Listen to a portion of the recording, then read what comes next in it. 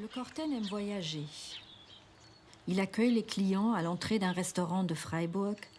Il se transforme en devanture d'habitation à Lille, près de la gare de Bercy. Il encadre des arbustes alors qu'à Montréal, c'est un parterre de fleurs.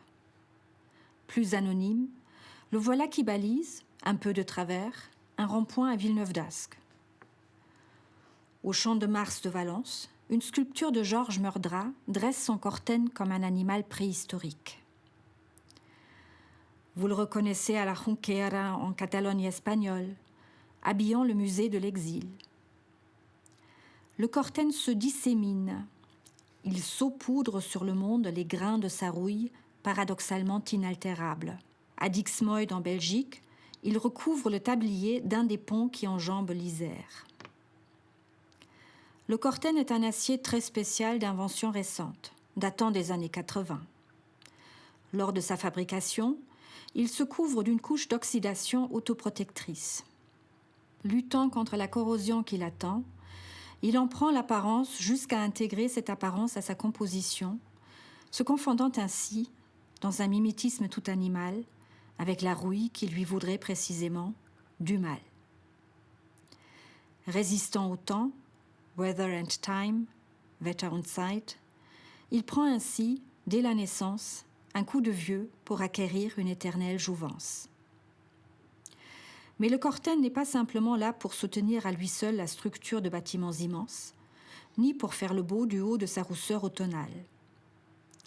Il s'est vu investi d'une nouvelle fonction qui le sort de son industrie, pour le plonger dans une autre, celle de la mémoire.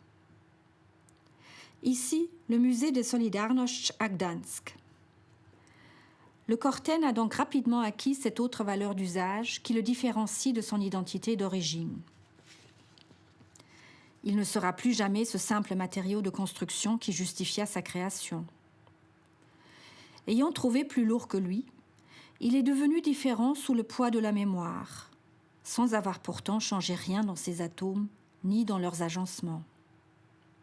Parce qu'il ressemble à s'y méprendre à de la rouille, la vraie, il aime à se confondre avec des objets trop longtemps soumis aux intempéries. Le mémorial d'Ouradour-sur-Glane est en cela exemplaire. L'accès au site s'effectue par une entrée souterraine que gardent deux colosses oxydés, dont l'effet se prolonge durant la visite sur de nombreux vestiges dispersés dans le village martyr. 7 Peugeot 202, avec enfants, sans enfants, ces grilles de maisonnettes, ce landau calciné. Alors que l'oxydation corrode naturellement le fer depuis les millénaires, aujourd'hui elle participe, de concert avec le Corten, à la fabrication d'une mémoire nous rappelant qu'il faut, nous dit-on, lutter contre l'oubli. Renversement. Si la rouille est un symbole du temps qui passe, la nouvelle magie du Corten suspend le vol de celui-ci. Telle est sa mission. Il n'en fallait pas moins pour qu'il devînt le puissant symbole mémoriel des temps si sombres de notre modernité. Buenos Aires, extérieur du musée de la guerre des Malouines. New York, Ground Zero, là de la vraie rouille. Non loin de Grenoble, la chapelle en Vercors, mémorial d'un massacre. À Juno Beach, une plage du débarquement de Normandie. On a l'impression que la guerre a été un jeu, tiré d'une bande dessinée. À Erfurt, au siège de la Topf, d'où sont sortis les plans des chambres à gaz d'Auschwitz, là non plus, on ne sait pas bien distinguer la rouille du Corten. À Lochamey, à Getaot, au nord d'Israël, il veille sur la mémoire des combattants du ghetto de Varsovie, dont les survivants ont fondé le kibbutz. Et à Berlin, avec le tracé de l'ancien mur, sans touristes, avec touristes ou groupes scolaires. À la frontière franco-espagnole, ces colonnes roussâtres commémorent la fuite devant les troupes franquistes en 1938.